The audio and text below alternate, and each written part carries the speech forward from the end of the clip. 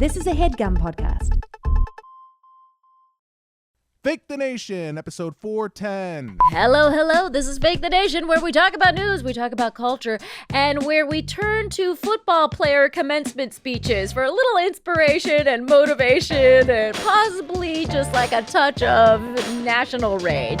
I'm your host, Negin Farsad, and yeah, we're going to talk about that one football player and all the stuff he said publicly out loud with his mouth. We'll also talk about whether dogs should be allowed to dine with us and whether we should bring back the tearjerker. I love a good cry, but you know what I don't like? Grievance peddlers. So we're also going to talk about that because I'm aggrieved about people who are constantly aggrieved. We'll talk about the new book that has come out on this particularly and peculiarly irritating phenomenon. All right, joining me today, I'm so excited by today's panel. First of all, you've heard him on this show before. He's a fan favorite. He's host of the Sporkful podcast that I've had the very good fortune of being on. He's also the inventor of the cascatelli pasta shape, which, by the way, of all of the people who've been on Fake the Nation, he is our only pasta shape inventor. So that's puts him in an elite category. Yes, and thank you. He's also the author of the cookbook that you must immediately go out and seek. It is called Anything is Possible. And of course, I'm talking about the inimitable Dan Pashman. Hey, Dan. Hey, Negin, great to be back. And then this next guy. Folks, I was so excited because I got to be on his new podcast. It's called The Puzzler.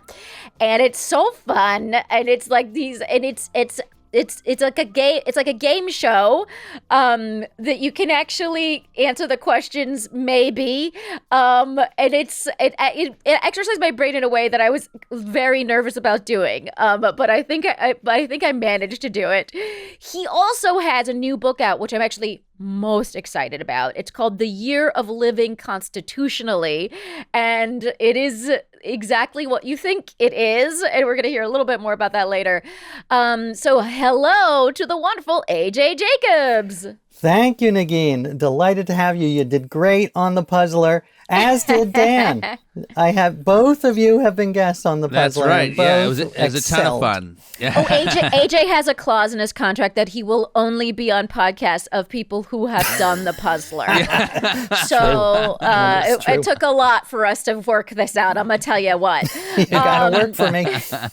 All right. So before we get into the show, I just want to remind listeners that they can go to patreon.com/Negin Farsad to support the show. They can support the show for as little as $1 a month. That gets you kind of nothing except for the general knowledge that you're supporting the show. But for as little as $4 a month, you get bonus episodes of this very show that you know and love. So if you feel so compelled, go to patreon.com/Negin Farsad. I do admit that the bonus segments are where we have some of the more ridiculous conversations where we really let our hair down. So, go to patreon.com/Negin Farsad to see what all the fuss is about. And now let us get into it with topic number 1. Kansas City Chiefs kicker. It's the Chiefs, right? Yeah, the Kansas City Chiefs. Sorry. That's right. There's more than one of them. There's several of them on that one team. This guy's name is Harrison Butker, who I asked my husband if he's a famous person, and my husband said, yeah, I guess so. So this apparently famous athlete, and I don't know, do you guys follow sports? I know, Pashman, you follow sports, right?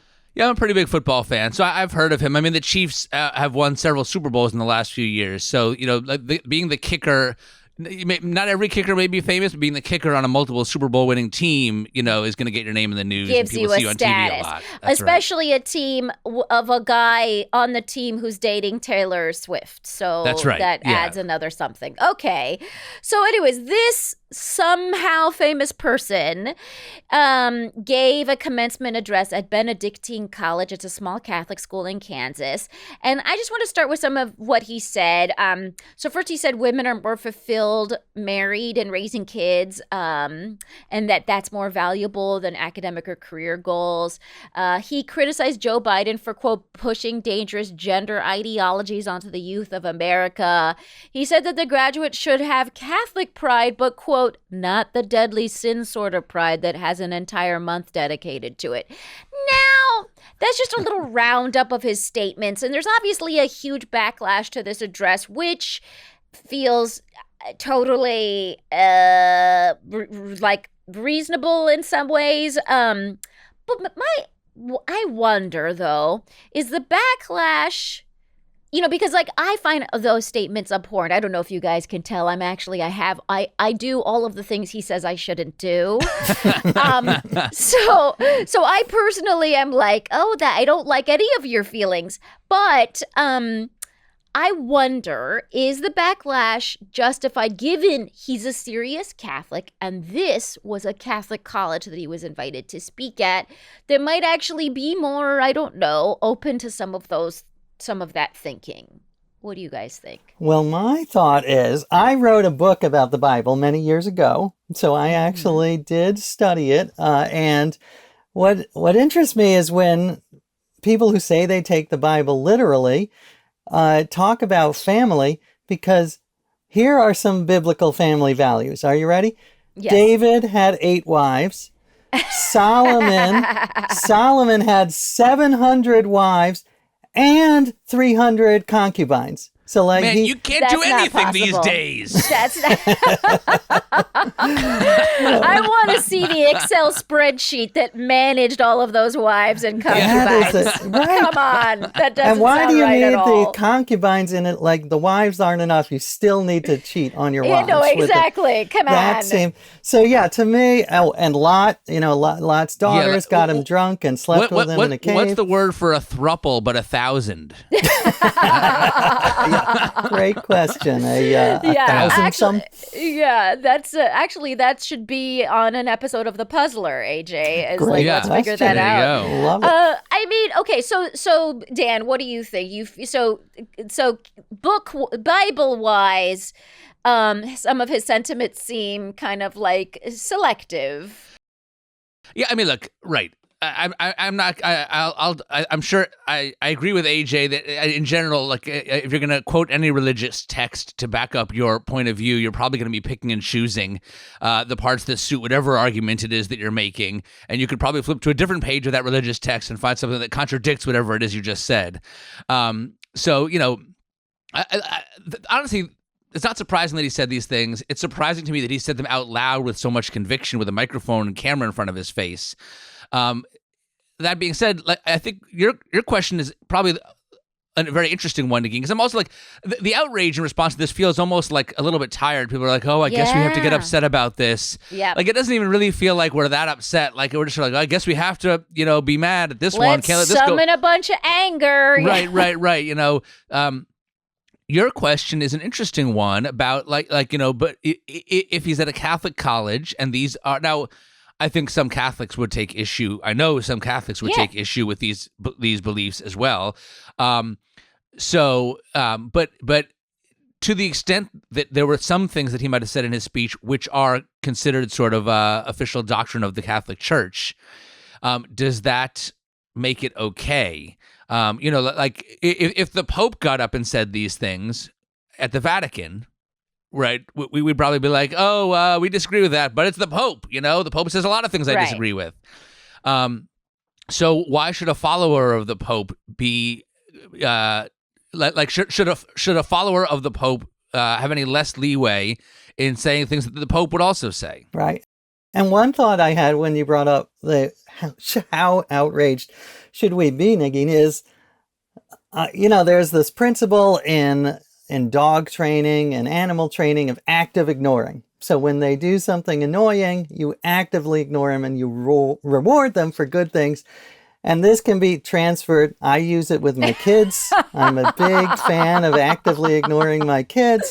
So this might be a case, like if he said it to just these 200 people and everyone ignored it, certainly we would be less angry, which is a positive.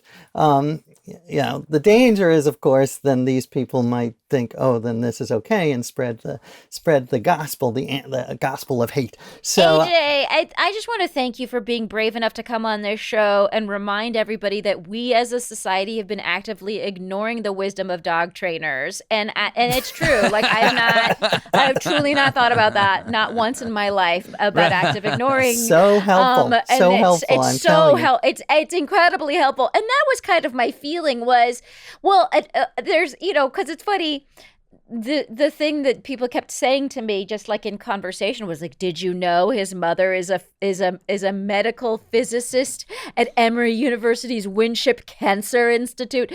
So it's like, it's funny because he actually also comes from a mother who does not do the things that he says, right? And so I think that this, which makes what I've said for so long, that sovereignty is a bitch. Like you could be a physicist, have a kid, and then your kid could go out and be like, I don't think women should be physicists. You know what I mean? Right. But I think I think you're right that like it felt like, because we don't want to talk about the elections, we're like, can we scrutinize as many commencement addresses as possible? Right. Yeah. Right. I mean, well, it is interesting that commencement addresses have become yet another area where like people are sort of like having to step over landmines, or maybe choosing to step right on them. But yeah, well, go on. George Soros spoke at mine. Wow. And from grad school at Columbia, and it was for the School of International and Public Affairs, right? So it was very targeted commencement address. And we sort of knew this is not an address for us, right? Like this is a political statement. And I don't even remember what the political statement of the time was, but like he made it, whatever. And like everyone was like, great, yay for me and my feelings of inspiration of that statement you made to whatever Republican group, and so it felt like very like, it just felt like not for me, It wasn't there to make me feel good. But I also understand, like with that kind of school and all that stuff, like I get why you would deliver an address like that. Have there been students at Benedictine who are upset with the speech? You know what? I haven't been able. I looked at a couple of pieces about this, and I haven't been able to see any reporting about that, which is the other reason that I take pause at taking issue, which is, I would love for, if they're pissed or whatever, that's the other thing. This is not a national issue. This is an issue that if they're pissed, they can go and tell the people at the dean of whatever and be like, why'd you guys pick this guy? I didn't like it. That wasn't in my, and then they can have a chat with the administration about whether or not that was appropriate. It's like an issue that's there. It should be, it sort of feels like it should just be an issue that's there. And I will say, I gave a commencement address to my high school a couple of years ago. Oh, shit. Okay. And my theory was, who am I to give advice? I really don't think that there are many people in the world who should be giving advice. So I outsourced it. I asked a bunch of other people for their advice. I asked Google, and I think AI might have been around. And that, I think, is the way more people should go. Like, people think that they have advice to give, but really they don't. They should be, not good advice. So just be humble and realize, who cares what you say? And you don't have any standing to be making these statements. And did you learn that from dog trainers, that people generally don't have advice to give?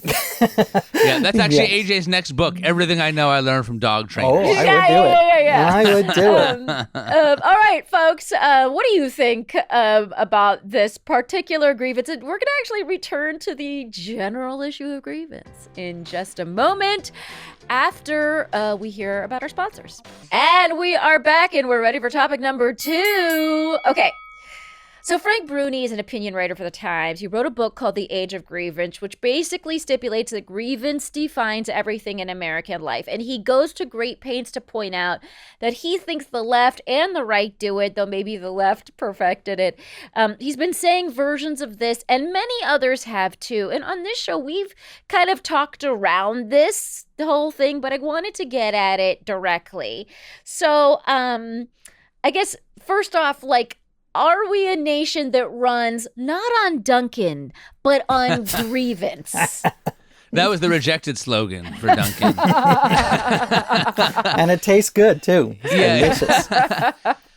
I mean, look, I don't know that Frank Bruni's, like, I think a lot of what he says is right. I don't know that it's that interesting of a take, or that new. Like, I think a lot of people have been saying this, as you say, Nikki, you've talked about it on this show before.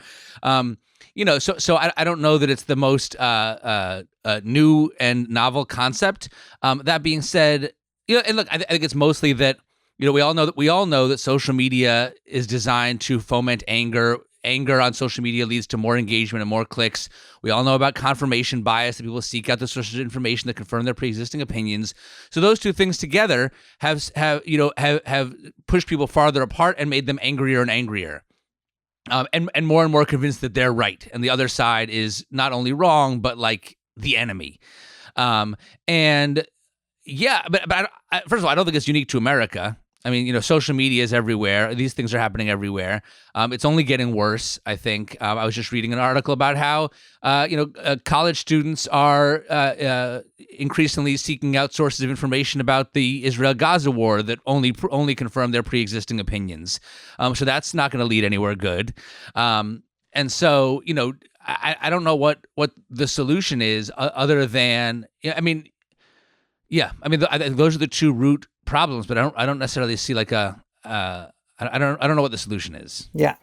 Well, I would say, I think his thesis is right. We are definitely at peak grievance. Maybe not. Maybe it'll get worse, like Dan says. Please no. Please no. Yeah, but every single sector feels aggrieved. Some with justification, others, like billionaires. Do you remember a couple of years ago, Howard Schultz from Starbucks said that he found billionaires an offensive term. It should be people of means.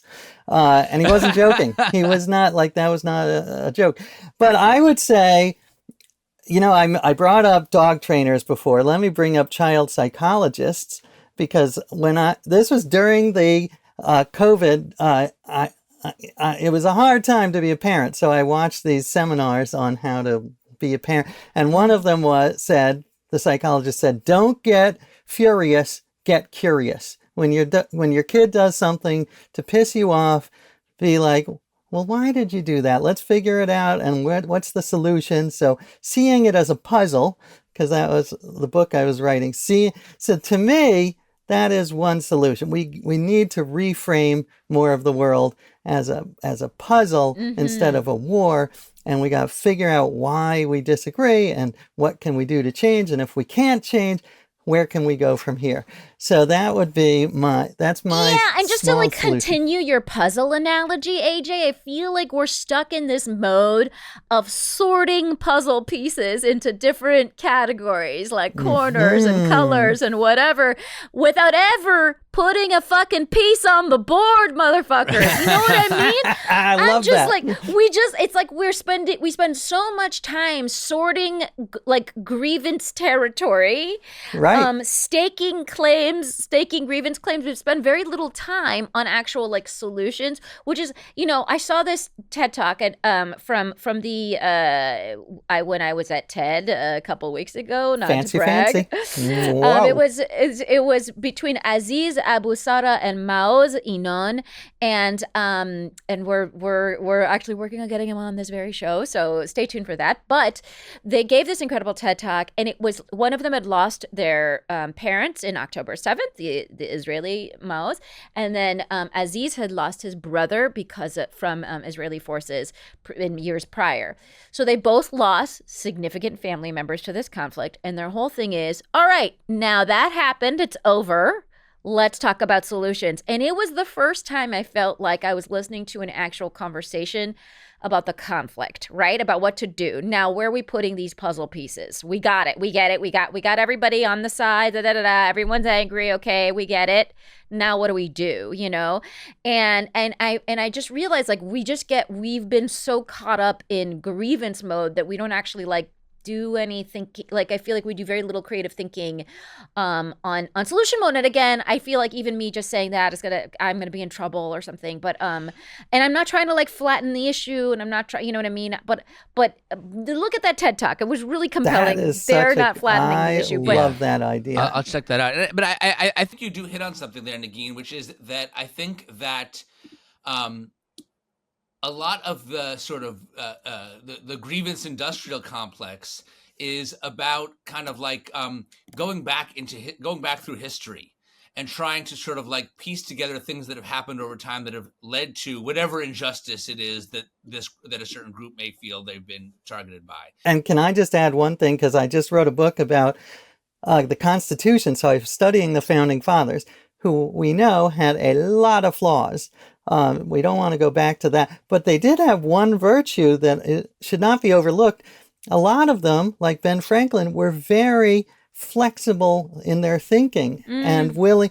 He said at the convention, Ben Franklin said, the older I get, the less certain I am of my own opinions. I love that. He also told, since he was a jester, he was a japer, he said this story about, at the convention, he said, there's this French lady who said to her sister, why is it? It's so strange. Why am I the only person I've ever met who is correct on every single issue?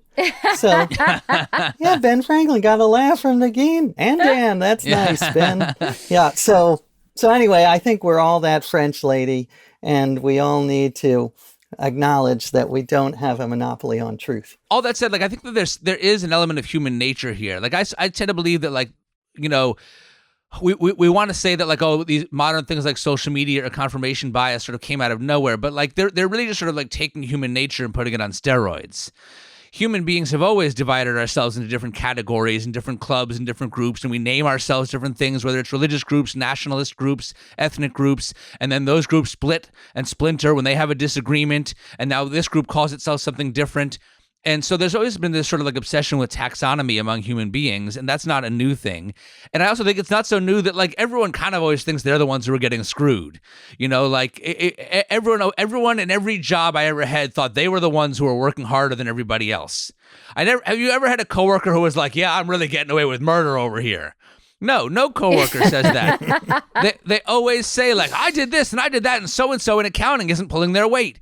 And so like I do think that like there's some amount of human nature in all this that we have to accept. Yeah, I mean, the other thing that I think is interesting is like how quick we are to feel that there's something that's wrong.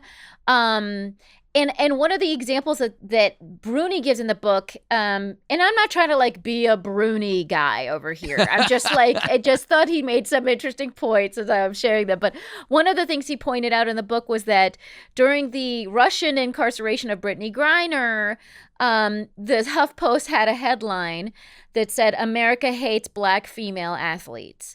And that basically they were pointing out in that piece that not enough people cared that she was incarcerated.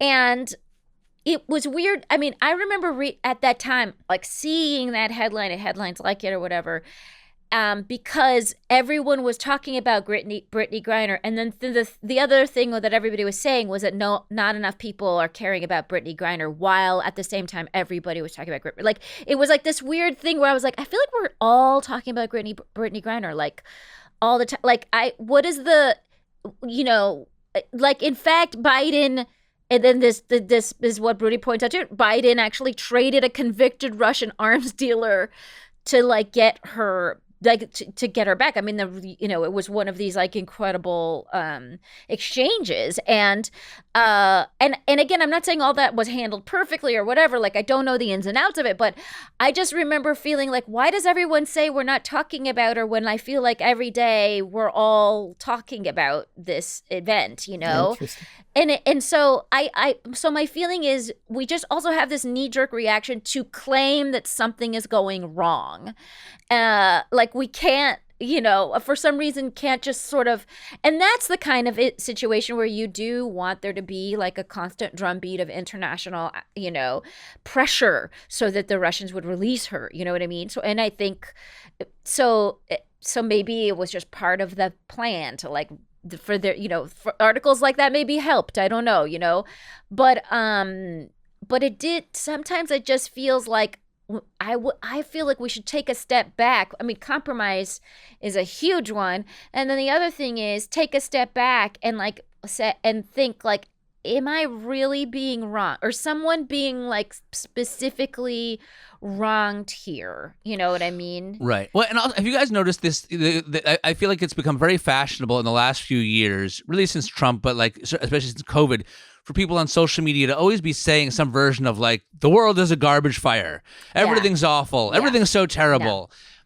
Yeah. And it's just every year, like, this is the worst year ever. Oh my God, can you believe that a classic one that you see on social media, this, and this has already happened in the news and it's only Wednesday. Yeah. Or this, and this has happened and it's only April. Like, we're only 4 months into the year or whatever. Like, how much worse could this year get? And it's like, that's just so tiresome. And it's just like, so and it's also boring. so blind to the complexities of the world and the fact that like there have been a lot of ups and downs throughout history, and there's always good and bad things happening simultaneously. Right. And I just, since I've been steeping myself in history for the last couple of years, we do not, the good old days sucked. They were not good. They were horrible. They were sexist, more sexist than now, racist, homophobic, smelly.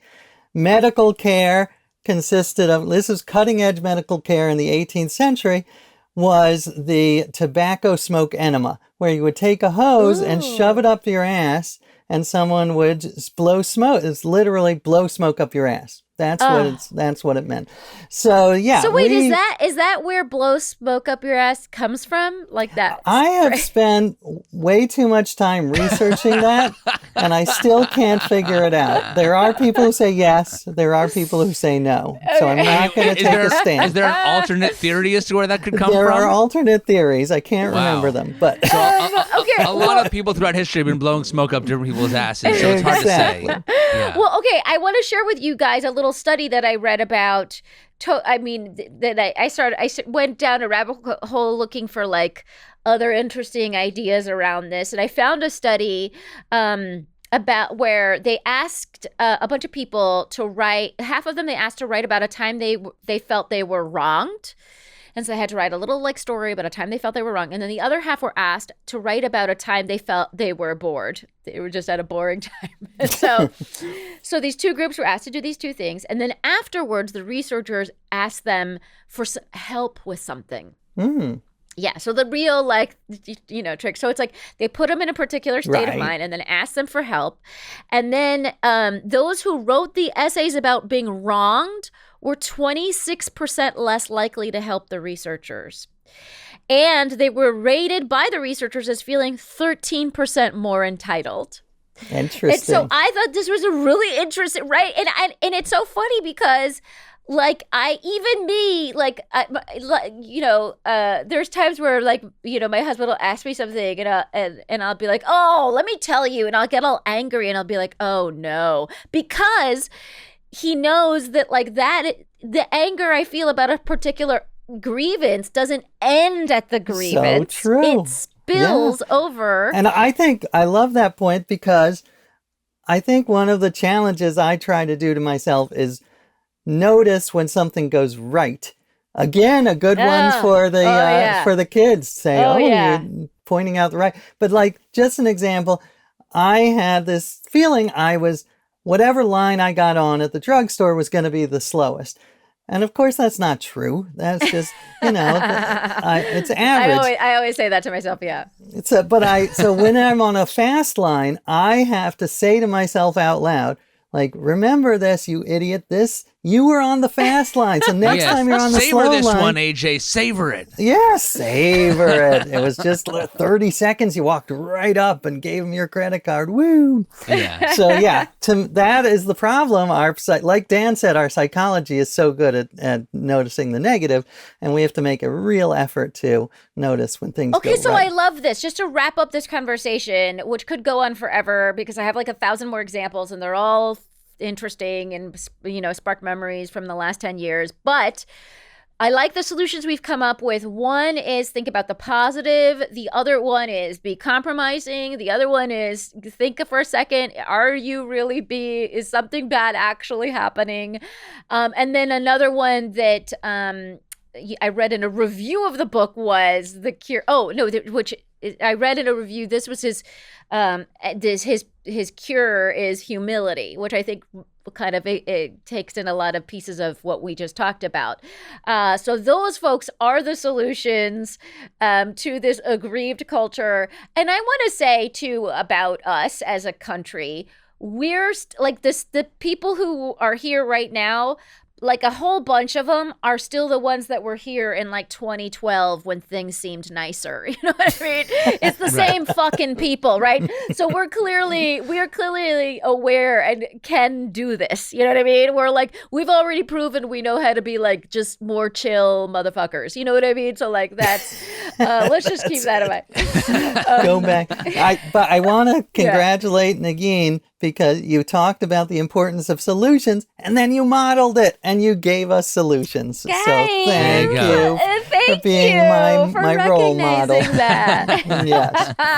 All right, let's move on. Let's get into it with topic number 3. So there's a piece called Bring Back the Tearjerker by Heather Haverleski. And I was instantly intrigued because I totally cry at movies. And also I also generally cry. But I want to talk about that kind of crying that you have as a public good, when crying is a public good. And in this piece, Haverleski writes, quote, "We live in an era when public crying is not just undervalued, but actively mocked. Collective displays of sadness are dismissed as empty posturing, and emotional breakdowns are turned instantly into memes. The alienation and isolation of online life has made expressing shared sadness nearly impossible, which is why we need to bring back the tearjerker." I guess, like, I've never thought about tearjerkers, like, very specifically, but do either of you think that we need more tearjerkers? Did this argument kind of convince either of you? I will give one pro crying and one anti-crying comment. The first pro-crying is when I was researching the Constitution, George Washington at his farewell party for his officers after the Revolutionary War, he was weeping. They describe him weeping. Everyone was weeping. And I'm like, this is George Washington. Like, I thought he was like the most stoic wall of ice I'd ever heard of.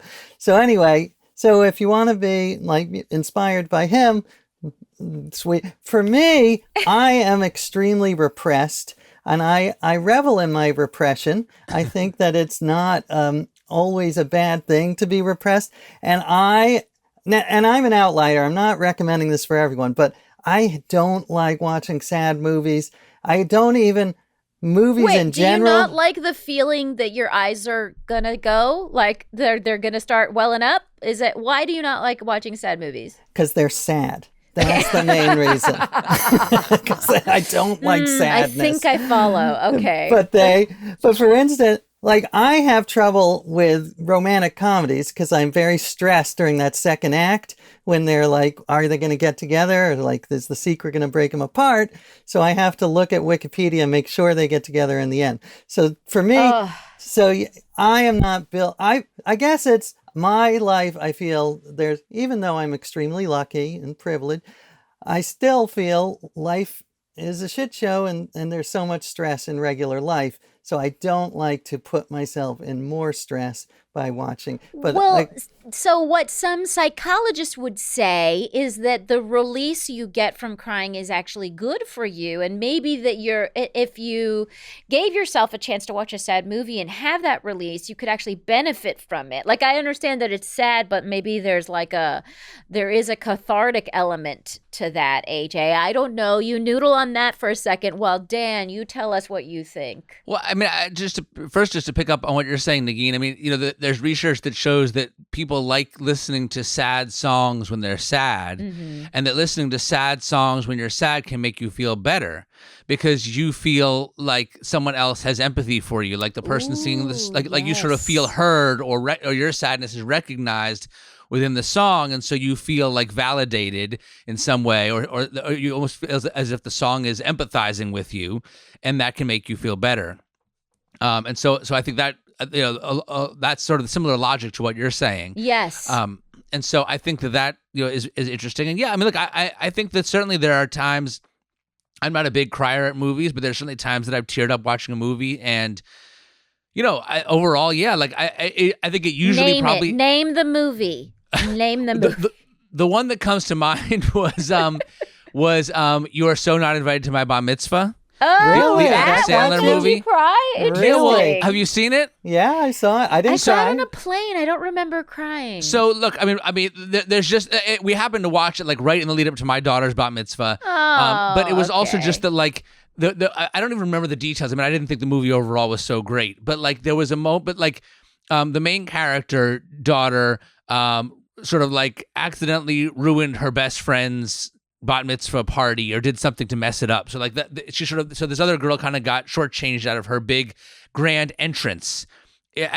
So the best friend's bat mitzvah got messed up. Her big entrance into the party got messed up because the main character girl did something that screwed up that party. She was like trying to be cool or something, right. Like ended up eating up the whole situation. Right. So that created this rift, and she felt very bad. And so at the end, when it's the main character girl's bat mitzvah and her big entrance, she like turns the moment over to her friend and lets her friend enter the room instead, and get this big ovation. By the way, my tear ducts are activated just by hearing that, because I forgot about that whole thing. But yes, that was love. Okay, it was very ahead. sweet, right? But like I think that in my experience, at least, I'm more liable to tear up watching a movie if I'm kind of like already in some sort of a heightened state of emotion. So if I'm kind of already emotional about something, or if I'm tired, or if it's just whatever situation, then and then afterwards I end up feeling better. And so I'd say, yeah, I'm all for it. And like, in a different, like if it hadn't been a couple months before my daughter's bat mitzvah, would I have gotten as emotional watching that? Maybe not, Right. But like when something hits you at the right time of life, then I think it can be cathartic. Negin, what was the last movie you cried at? Oh, I mean, like literally, God. I'm like trying to think. Like the last thing I saw was The Jinx. By the way, my main feeling watching The Jinx is like it's so unfair to this nice Durst man. This old Robert Durst. He's just an old little guy. Why are they putting him in prison? He's only killed 3 people. I don't see what the big deal is. No, it's funny because they constantly throughout the show talk about how charming he is. Like he's able to have so many hangers on because he's like so funny and so charming and so interesting. And I was like, prove it, like TV show, prove it. Like right. I don't see any. Anyways, I was not able to muster any tears in The Jinx. But yeah, I mean, I truly can't remember. I went and I saw, I fucking saw Anyone But You on the plane just recently, which, yeah, I fucking cried, right? Like, it's so, I mean, I knew I could have written the entire, structure of that film with Sydney Sweeney and what's that guy? And what's his name? Glenn Powell, right? Glenn Powell, hot guy. And it's like whatever. Like spoilers, they fucking end up together, okay? But that you have like a touching moment while it's happening, and the stupid speech and all that stuff, and I fucking cried. It's funny because I have like sort of like the opposite. I mean, I have the opposite problem is I'd love to turn off like my tear ducts. Like they activate way too quickly. Like Dan's describing a dumb, like why did I want to cry then? But I did. Like I would have cried. Like if I wasn't just hosting a podcast at that moment, like it would have gone. But I think I do think there's something interesting because I remember going to see Little Miss Sunshine or like Juno, these kind of like 2010 to 2015 era. I don't know when that was. Anyway, I think it was like maybe the 2008, 2010, whatever, those movies. That era where there were movies like that where you would go to the theater and the theater would be packed and you'd all fucking cry together, you know? And I do think there's something to that. Like, and everybody walks out like just sort of like wiping the tears off, and you know what I mean.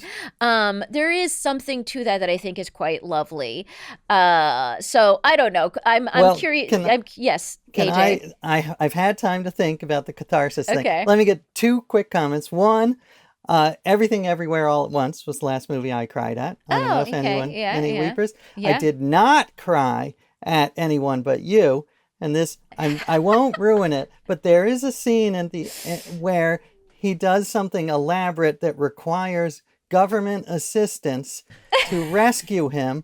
And I'm like, what an asshole. This is government funds. What if there's some... Taxpayer money. Yeah. Oh, so I was annoyed, not sad. Third... Right. We should have been talking about this movie in the age of grievance conversation. Yeah, AJ's upset exactly. I was wronged as a taxpayer. But I get the catharsis. I think it does work for some people. I don't know if it works for me. I think it's the idea of the unbottling the emotions and then they come out. But what if my mind works a different way, and maybe some others too, where it's like the more you're sad, the more you repress, the better you get. Yes, the better you get. Exactly. When you're sad, you're building ruts in your brain to make you more sad. So I don't come out of a sad movie feeling relieved. I just feel more sad. Oh God. Okay. Well, quickly. Okay. Thank you both for considering the tearjerker. But I do want to spend one quick second here to talk about your book, AJ, because the premise is so fascinating. You've given us a couple of examples throughout the episode, but can you remind us what the premise of the book is, and your favorite thing that you learned? Oh, sure. Well, the premise is it came about because a couple of years ago, the Supreme Court was taken over by originalism, which says that the most important thing in interpreting the Constitution is what the words meant in 1789 or 91, whenever it was ratified, that part. And I thought, well, that's interesting. What if I took that at its word and became the ultimate originalist and actually followed the Constitution using the mindset and tools of our founders? So I walked around New York City with my musket, my 18th century musket. I gave up social media for a quill, and I wrote pamphlets, and I quartered a soldier, as is my Third Amendment right. So it was a wild year, and it was hopefully entertaining. But the serious part of it is that I don't think this is the best way to interpret the Constitution, and that we should not be, like Dan and you were saying, not so fixated on the past. Originalism is quite fixated on the past, and we need to be looking more to the future. As for my favorite thing, well, one thing is, I think the Constitution has some amazing parts, so inspiring, the big picture of liberty and equality, but it's not a perfect document. In fact, it has typos or quillos, whatever you would call them. The word Pennsylvania, the state, is spelled 2 different ways within 4 pages. Oh my God. So it is not an infallible document. So we can go in there and change it and reinterpret it. So, you would like for the Supreme Court to lose its boner over originalism. I would. I mean, there's so much I would like to do to the Supreme Court. Okay. That sounded dirty. But, because you brought up boner. I blame Yeah. No, sorry, but we know what you mean from a policy perspective. Absolutely. I'm in yes. favor of pragmatism or pluralism. Living constitutionalism is kind of a weird phrase because it's like, how can this old Parchment be living, but yeah, pragmatism, looking at it from different angles. Okay, well, folks, it again, like, love the concept behind this book. All right, that, my friends, is the end of the show, and oh my God, what a fun show we just had. I would really love for the people of Fake the Nation to be able to follow you and all the wonderful things you do. Dan Pashman, where do they do that? Well, you can check out the Sporkful Food Podcast wherever you get your podcast. We like to say it's not for foodies, it's for eaters. My pasta-shaped cascatelli. If you go to sporkful.com, my website, there's information on how to get the pasta shape and on how to get my new cookbook, which is Anything's Possible, 81 Inventive Pasta Recipes for Saucy People. It's a whole cookbook of pasta sauces with no recipe for marinara sauce or lasagna or any other pasta dish that there's already a million so you recipes don't have any of the regulars in there. None of the regulars. Oh, This that's is all exciting. new and different pasta sauces. Very exciting. And by the way, I have myself also used cascatelli. It is extremely delicious. Agree. It pairs very well with an episode of the Sporkful. So there's so much there you go. that you Thank can do that's all Pashman related. AJ Jacobs, where do they find you? Well, I have a podcast called The Puzzler, which has had Negin and Dan as guests, so go first to those episodes and see if you like it. I think you will. My new book's called The Year of Living Constitutionally, and I am, because I'm told I have to, starting a Substack called Experimental Living, so you can go to that and subscribe. Everybody needs a Substack. You have to. Is what It's a my mother requirement. once said. Okay, folks, definitely do that. The Puzzler is so fun. It really is. And his books. What's the name of the one where you live like Jesus? It was more Moses, but it was called The Year of Living Biblically. Biblically, okay. Yes. The Year of Living Biblically, and yeah, that was also like such an incredible book. Anyway, so fun, AJ. Be sure to consume all of his good works. I am, well, you know where to find me and all the stuff that I do. I am going to be announcing some tour dates soon. You can also see me at the Wait, Don't Tell Me live taping on June 20th. If you happen to be in Chicago, it's always a good time. And otherwise, I want to thank everybody who makes the show a possibility. That's our wonderful producer, Andrew McGuire, everyone at Headgum. Thanks to Gaby Alter for our theme music. If you have any thoughts, concerns, questions, you can email us at fakethenationpodcast@gmail.com. Don't forget to support the show at patreon.com/Negin Farsad. And otherwise, we'll be back in your earballs next week.